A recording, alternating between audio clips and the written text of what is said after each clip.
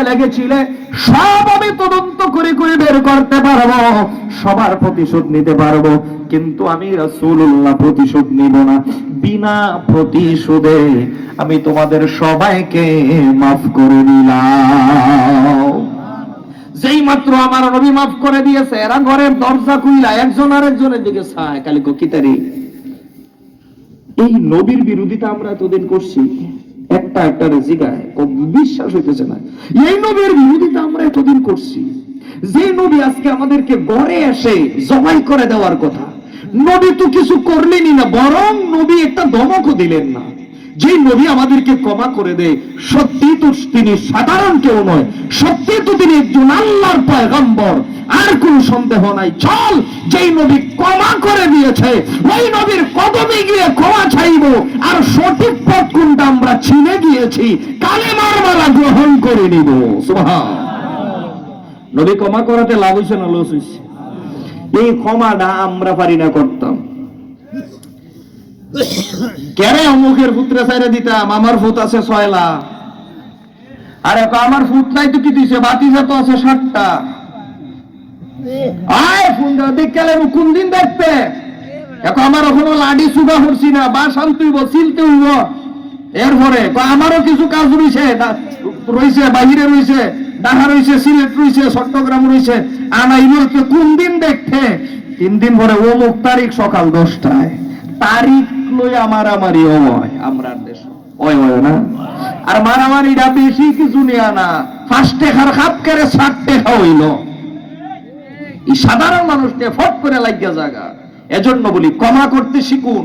মানুষকে ক্ষমা করে দিলে ছোট হয় না, আল্লাহ তার সম্মান বাড়ায় দেয়। কি করে দেয়? সম্মান বাড়ায় দেয়। রক্ত গরম, এটারে গরম করে রাখেন, ঠান্ডা করার দরকার নাই। তবে এটা মুসলমানদের জন্য নয়, কাফেরদের জন্য রাখতে হবে, মুনাফিকদের জন্য রাখতে হবে, দ্বীনের জন্য, সুন্নিয়তের জন্য, ইসলামের জন্য যদি জিহাদের প্রয়োজন হয়, যত মারবেন, যত কুবাইবেন, তত গাজীর সওয়াব পাবেন। কথা বলেন ঠিক কিনা? নবী ক্ষমা করে দেওয়াতে মানুষ দলে বলে হাজার হাজার মুসলমান হওয়া শুরু হয়েছে। হাদিস শরীফের মধ্যে, ইতিহাসের মধ্যে পাওয়া যায় আমার নবী 4 জনকে মাফ করছে না। কয়জন? 4 জনকে আমার নবী মাফ করে নাই। এর মধ্যে একজন হইল হযরত ওয়াহাশী, আরেকজন হইল আবু সুফিয়ানের স্ত্রী, আবু সুফিয়ানের বউ হিন্দা। তারপর এরকম আরো আছে, সেদিকে যাই না। যেই মাত্র শুনছে তাদের মাফ নাই, ক্ষমা নাই, রাতের অন্ধকারে মুখ ডাইকিয়া কালো পোশাক পইরা ফলাইতেছে এক লোক, তারে তাওয়া দিয়ে ধরছে। সাহাবায়ে কেরাম যারা নাইট ডিউটি করে, কেড়ে পালায়া যায়, ধরছে, ধরার পর বলে এই মুখ কুল্লা দেখে ওয়াহাশী, এই তুমি ওয়াহাশী না? হে তরতর করে কাঁপা শুরু করে দিয়েছে। হ্যাঁ ওয়াহাশী, তুমি কোথায় যাও? আইনা তুরিদ, তুমি কোথায় যাচ্ছ? ওয়াহাশী তরতর করে কাঁপতে কাঁপতে বলে, ওগো আল্লাহর নবীর সাহাবীরা, আমাকে জান ভিক্ষা দাও, পলায়ন করতেছি, জীবনে কোনদিন আর মক্কার ভূখণ্ডে আসবো না, যেদিকে 2 চোখ চায় চলে যাব, আমাকে দয়া করে মারিও না। সাহাবায়ে কেরাম বলে, মারার জন্য তো তোমাকে আটক করি নাই, তুমি কেন পলাইতেছো? কয় নবীজির ভয়ে। কোন নবী তো সবাইকে ক্ষমা করে দিয়েছে, তাহলে তুমি কি সেই মেসেজ পাও নাই? পেয়েছি। নবী সবাইকে ক্ষমা করলেও আমার মতো এত বড় পাপীকে আমার আল্লাহ মাফ করবে না। কি এমন অপরাধ করেছো তুমি? তখন সাহাবায়ে কেরামের সামনে ওয়াহাশী বলতেছে, শুনো, উহুদের যুদ্ধের মধ্যে নবীজির যখন দন্দান মোবারক শহীদ হয়ে গেল, নবীজির দন্দান মোবারক শহীদ হওয়ার পরে প্রিয় নবীজি যখন বেহুশ হয়ে গেলেন, আমরা কাফেররা আমরা একটা গুজব ছড়াইয়া দিয়েছি যে মুহাম্মদ সাল্লাল্লাহু আলাইহি ওয়াসাল্লাম তিনি আর নাই। নাউজুবিল্লাহ বলে। নবীজির এই কাফেরদের মিথ্যা সংবাদ শুনে সাহাবায়ে কেরাম মানসিকভাবে দুর্বল হয়ে পড়লেন। অনেকের হাত থেকে তরবারি পড়ে গেছে, আরে নবী যদি নাই থাকে তাহলে এই জীবন রেখে লাভ কি? এমন ভাবে মুসলমানরা সাহাবায়ে কেরাম যখন দুর্বল হয়ে পড়লেন, হঠাৎ করে আমার নবীর চাচা হযরত আমির হামজা রাদিয়াল্লাহু তাআলা আনহু বাম হাতের মধ্যে ডাল, ডান হাতের মধ্যে তরবারি নিয়ে ঘোড়ার মধ্যে লাফ দিয়ে উঠে বলে, ওরে কাফেরের বাচ্চারা, সত্যি যদি আমার রাসূলুল্লাহর কিছু হয়, গোটা উহুদের জমিনে যত কাফের আছে সব কাফেরদেরকে জাহান্নামে পাঠাতে আমি আমির হামজা একাই যথেষ্ট। সুবহানাল্লাহ। হযরতে আমির হামজা যিনি সাইয়্যিদুশ শুহাদা ফিল উহুদ, উহুদের যুদ্ধের যিনি সমস্ত শহীদদের সরদার, ইসলামে কত শহীদ, কিন্তু এই যে উনার শাহাদাত বড় নির্মম ছিল। আর উনার মতো বীর আমার রাসূলুল্লাহ সাল্লাল্লাহু আলাইহি ওয়াসাল্লাম বলেন, আমার চাচা আমির হামজার মতো বীর আমার চোখে আর পড়ে নাই, এত শক্তিশালী বীর হযরত আমির হামজা। উনি ওয়াহাশি বলতেছে সাহাবায়ে কেরামদেরকে তার অপরাধটা, যে আমি কত অপরাধী, কেন আল্লাহর রাসূল আমাকে ক্ষমা করে নাই। হযরত আমির হামজা এমন ভাবে কাফেরদেরকে মারতে মারতে যাইতেছে যেমন কচু কাটে। দেখলাম সত্যি সত্যি উনি একাই উহুদের জমিনের সব কাফের কুফফারকে মেরে ফেলবে। আমি উনাকে যেভাবেই হোক যুদ্ধের নীতি বন্ধ করে উনাকে গোপন ভাবে কোথাও থেকে আক্রমণ করতে হবে। আমি এক গুহার মধ্যে লুকায় রইলাম। উনি যুদ্ধ করতে করতে যখন সামন দিকে যাচ্ছে, পিছন থেকে হাতের মধ্যে একটা বল্লম নিয়ে, এটা যুদ্ধের নিয়ম ছিল না গোপন ভাবে পিছন থেকে কাউকে আঘাত করা, সে এটাই করলো। পিছন থেকে এমন ভাবে বল্লমটা উড়ায় মারলো, হযরতে আমির হামজা রাদিয়াল্লাহু তাআলা আনহুর পিঠ দিয়ে বুকে সিনা বরাবর বের হয়ে যায়। উনি পড়ে গেলেন মাটিতে। যখন পড়ে গেলেন, চতুর্দিক থেকে ওয়াহাশি তার দলবল নিয়ে উনার উপর এমন তুমুল ভাবে আক্রমণ করলেন। ঘটনা অনেক লম্বা হয়ে যাবে, সেদিকে যাবানোর সংক্ষেপ করে বলি। উনার নাক কাটা হয়েছে, কান কাটা হয়েছে, সিনাটারে ফাড়া হয়েছে। ফাড়ার পরে বলে, এমন কেউ শুনি রে সাহসী, নবীর চাচা আমির হামজার কলিজাটা সাবায়া সাবায়া খাইতে পারবা, কোন পুরুষের সাহস হয় নাই। একটা মাত্র মহিলা, আবু জেহেলের বউ, যার নাম হিন্দা, রাক্ষসী মহিলা, সে বলে আমি খাইতে পারবো। কলিজাটা টান দিয়ে নে সাবায়া সাবায়া খাইছিল। আমার নবী সেদিন যখন জ্ঞান ফিরলেন, আমার নবী যখন হুঁশ হলেন, এই নির্মম অবস্থা দেখে বলছিল, রে ওয়াহাশি, রে হিন্দা, আমার দান্দান মুবারক শহীদ হয়ে যেই সামান্য ব্যথা, এটা আমার কাছে ব্যথাই না, যেই ব্যথা আমার চাচার এই নির্মম দৃশ্য দেখে আমি পেয়েছি, একদিন না একদিন তোদেরকে আমার কাছে ধরা দিতে হবে, আমি সেদিন আমার সেই চাচার প্রতিশোধ নেব।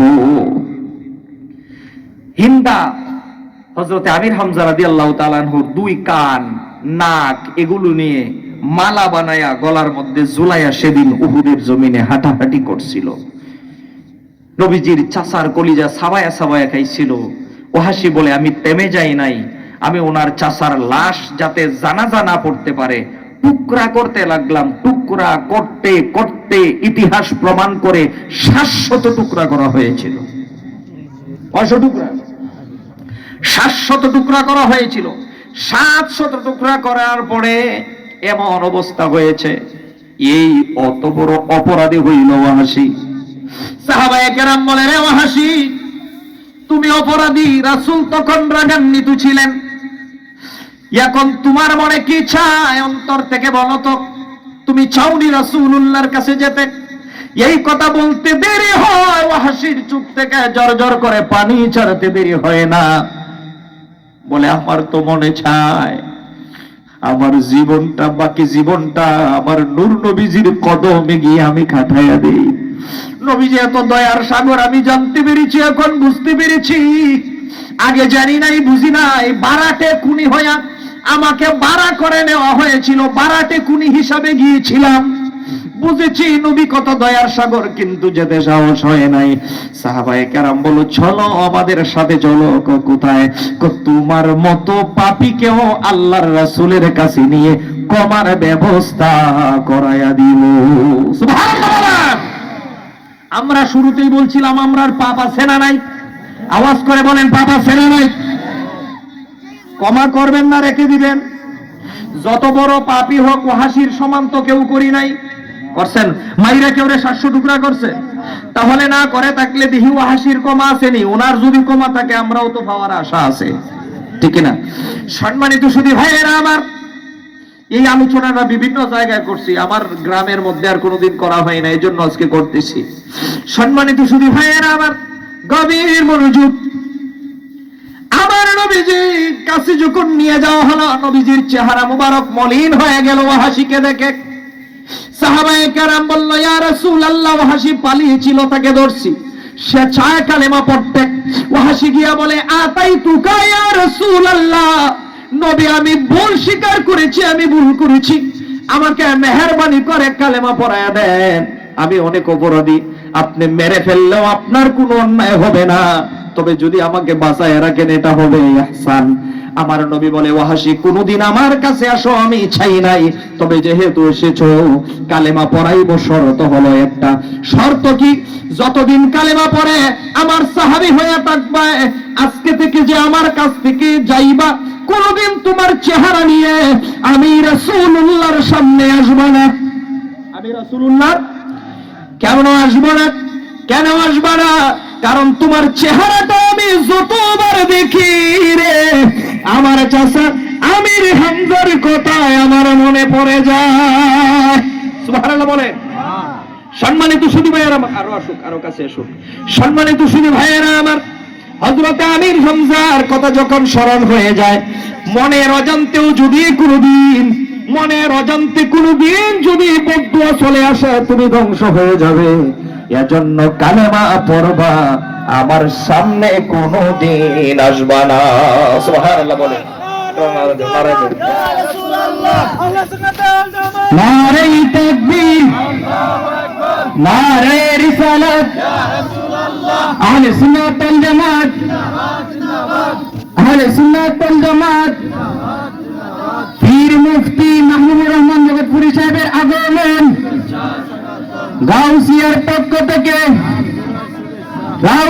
পক্ষ থেকে সম্মানিত এলাকাবাসী, আপনারা যারা এদিক সেদিক ঘোরাফেরা করতেছেন, দয়া করে চলে আসুন।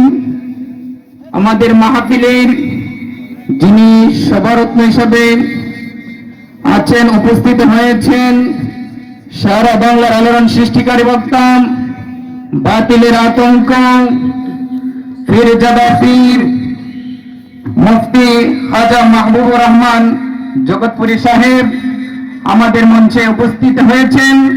আপনারা দয়া করে প্যান্ডেলের ভিতরে চলে আসুন। আলহামদুলিল্লাহ, আজকের মাহফিলের সভারত্ন আমার প্রিয় বড় ভাই, বিশিষ্ট আলেমে দ্বীন আল্লামা ডক্টর খাজা মাহবুবুর রহমান জগৎপুরী হাফিজাহুল্লাহ, তিনি চলে এসেছেন। আমার ভাইজান আমাকে সময় দিয়েছেন যে আমি অগুচালু আলোচনাটা যেন গুছাই নি, আমি 2-4 মিনিটে করে নিতেছি, আর কেউ কোনো ধরনের আওয়াজ করবেন না, ডিস্টার্ব করবেন না, আমি তাড়াতাড়ি যেন বলতে পারি। ওয়াহাশিকে আমার নবী শর্ত দিলেন কি? কালেমা পড়াইতে পারি, কোনোদিন আমার সামনে আসবা না। কেন? তোমার চেহারা দেখলে আমার চাচার কথা মনে পড়ে। ওয়াহাশি বলে যে হুজুর, আপনার শর্ত আমি মেনে নিয়েছি, কষ্ট হলেও মেনে নিয়েছি, কোনোদিন আপনার সামনে আসবো না। তো আমি যে এত বড় পাপী, আমি কালেমা পড়লে আল্লাহ মাফ করবেনি? মাফ করবে। এমনে না, নবী আল্লাহ আয়াত নাজিল করতে হবে। সুবহানাল্লাহ কইতেন না?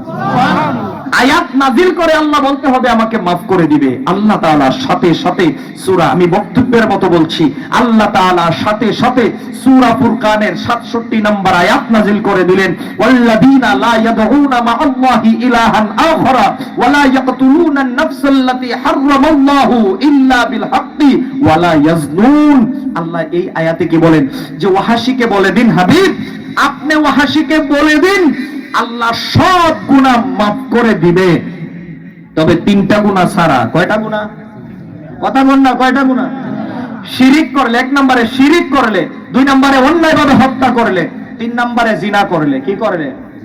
শিরিক, অন্যায় হত্যা, জিনা, তিনটা গুনাহ করলে মাফ করবে না, আর সব গুনাহ মাফ। ওয়াহাসি কো হুজুর আল্লাহ আয়াত নাজিল করছে ঠিক আছে, কিন্তু এই আয়াত আমার লাগি না। কেন?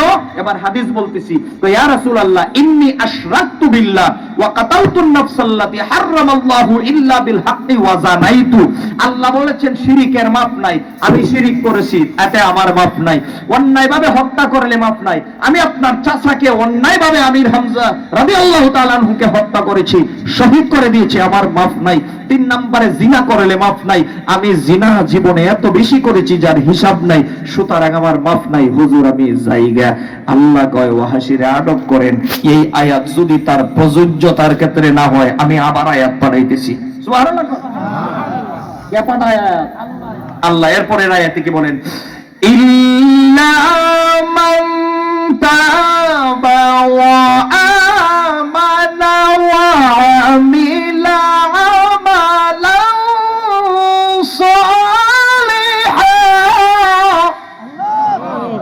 সালিহান ফাউলাইকা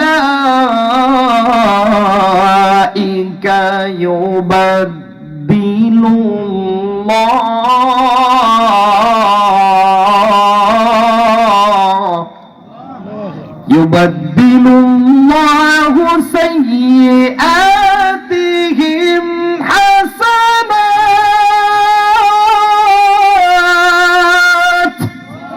ওয়া কানাল্লাহু গফুরার রাহিমা। সুবহানাল্লাহ। আল্লাহ বলেন আগের আয়াতে কয় গুনার মাফ নাই? 3 গুনার, শিরিক, অন্যায় হত্যা, জিনা, 3 গুনাহ মাফ নাই। এরপরে হরফে ইস্তেসনা ইল্লা, ইল্লা তবে 3 গুনাহ যারা করছে তাদের কোনো মাফ নাই, তবে মান তাবা যে তওবা করে ফেলবে। আজকের আলোচনা কি ছিল? তওবা। 3 গুনাহ যার ভিতরে আছে এই আয়াতে কয় টাকার পরেও যদি কেউ তওবা করে ফেলে, শেষের মেসেজটুকু কি ভালো করে নেবেন। ওয়া আমানা, এবং ঈমান যারা আনে, ঈমান তো আছেই আলহামদুলিল্লাহ কোন, ওয়া আমিলা আমালান সালিহা, নেক কাজ শুরু করে দিলে। কোনটা নেক কাজ কোনটা বদ কাজ এটা জগৎপুরি হুজুরও ওয়াজ করা লাগবে না, আমারও লাগবে না। নেক কাজ কোনটা ভালো করেছিলেন, বদ কাজ কোনটা এটা ভালো করেছিলেন, খালি কাম করেন না, এটাই সে বড় কথা। তো তওবা, ঈমান, আমল 3টা কাজ করলে যত গুনাহ আছে সমস্ত অতীতের গুনাহ নিয়ে টেনশন করা লাগবে না। ফাউলাইকা ইবাদদিলুল্লাহু সাইয়্যাতিহিম হাসানাত, যত অতীতের গুনাহ আছে সমস্ত গুনাহকে আমার আল্লাহ নেকি বানাইয়া তোমার আমল নামায় দিয়া দিবে। না সুবহানাল্লাহর আওয়াজ হয় নাই? তাফসীর বুঝেন নাই মনে হয়? অতীতে যদি আপনার 30 লক্ষ গুনাহ থাকে, আজকে 3টা কাজ করবেন, তওবা, ঈমান, আমল। কয়টা? তওবা, ঈমান, আমল 3টা কাজ করবেন। আপনার অতীতে 30 লক্ষ গুনাহ থাকলে আল্লাহর কোরআনের আয়াত অনুযায়ী আপনার 30 লক্ষ সওয়াব আল্লাহ বোনাস দিবে। 50 লক্ষ গুনাহ থাকলে 50 লক্ষ সওয়াব আমার আল্লাহ আপনার আমলনামায় বোনাস দিবে। রাজি আছি? তাহলে আমাদের দেশে কিছু মৌলবীরা আছে শিরিকের ওয়াজ করে, ভালো কথা, শিরিক শিরিক শিরিক। তাহলে এই আয়াত দ্বারা বোঝা যায় শিরিক করলেও তওবা করলে মাফ আছে। কিন্তু আল্লামা ইমাম ইবনে কাসির রাহমাতুল্লাহি আলাইহি বলেন আন্না যালিকা বিমানজিলাতিল কুফরিল মুহবিত ওয়া লাইসা কাসাইরিল মাআসি। হাবিব আমার, দোস্ত আমার, শিরিক করলেও যদি তওবা করে মাফ করে দেব, কুফর করলেও যদি তওবা করে ঈমান আনে তাকে মাফ করে দিব। তবে একটা গুনাহ আমি আল্লাহ কখনো মাফ করব না, সেটা হলো আপনি রাসূলুল্লাহ শানে যদি কেউ বেয়াদবি করে, কোন কুলাঙ্গার যদি আপনার শানের খেলাফ করে, আমি আল্লাহ ঘোষণা দিলাম তার তওবার সুযোগ নাই, তাকে কতল করা ওয়াজিব ওয়াজিব ওয়াজিব। জুড়ে বলেন সুবহানাল্লাহ। নবীজির বিরুদ্ধে, নবীজির শানে বেয়াদবি করলে তওবার দরজা বন্ধ। জুড়ে বলেন। নবীজির শানে বেয়াদবি করলে তওবার দরজা, তওবার দরজা। 4 মাযহাবের ইমাম কাদিন আকাদাল ইজমাউ আন্না শাতিমার রাসূল, যেই ব্যক্তি আল্লাহর রাসূলকে কি করবে, আল্লাহর রাসূলকে নিয়ে কটূক্তি করবে, তার শাস্তি হচ্ছে মৃত্যুদণ্ড। ওয়ালা তুকবালু তাওবাতাহু, তার তওবা কবুল করা হবে। এজন্যই আমরা সুন্নিরা নবী নবী করি, কারণ নবী আমাদের সব। আর শয়তানের নবীরে যত মহব্বত করবেন শয়তানের তত জ্বলবে। আমরাও মরিচ দিতেই চাই, এর যত জ্বলতে থাকুক, আমরা নবীর প্রেম ছাড়ব, আমরা নবীর প্রেম ছাড়ব। আল্লাহ আজকের মাহফিল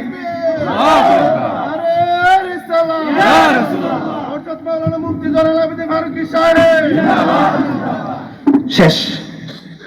মাহফিলের দীর্ঘায়ু কামনা করছি, প্রতি বছর যেন তারা সুন্দরভাবে করতে পারে। আমি আমার সংগঠনের শুরুতেও বলছিলাম, মশাদিয়া গ্রামের মুরব্বী সংগঠন এটা, সমস্ত সংগঠনের আগের কিন্তু এটা, আগে এটা। আরো 3-4টা মাহফিল সামনে আছে। এই 27 তারিখ একতা যুব সংঘের মাহফিল, তারপরে 25 তারিখ এই মশাদি আলুর দিশারির মাহফিল, তারপরে আরো আছে দক্ষিণের বাড়িতে একটা মাহফিল। আলহামদুলিল্লাহ, এটা ভালো। তা আমরা খালি ঘন ঘন মাহফিল করাই লইতো না, মাহফিলে যে ওয়াজ হয় তার তাসির করতে হইব, আমল করতে হইব সে অনুযায়ী। আল্লাহ প্রতিটি মাহফিলকে কবুল করুক, মঞ্জুর করুক, সকলে বলি আমিন। ক্ষমা চেয়ে নিচ্ছি, আমার ভাই সাহেবকে বসায় একটু বেশি বলে ফেলেছি, যাই হোক অনুমতি দিয়েছিলেন। যতটুকুই পারি আল্লাহ পাক রব্বুল আলামিন যেন কবুল করেন, মঞ্জুর করেন, আমাদের সকলকে আমলের নিয়তে আল্লাহ তাআলা যেন কবুল করে, সকলে বলে আমিন। ওয়া আখিরু দাওয়ানা আলহামদুলিল্লাহি রাব্বিল আলামিন। আসসালামু আলাইকুম ওয়া রাহমাতুল্লাহি ওয়া বারাকাতুহু।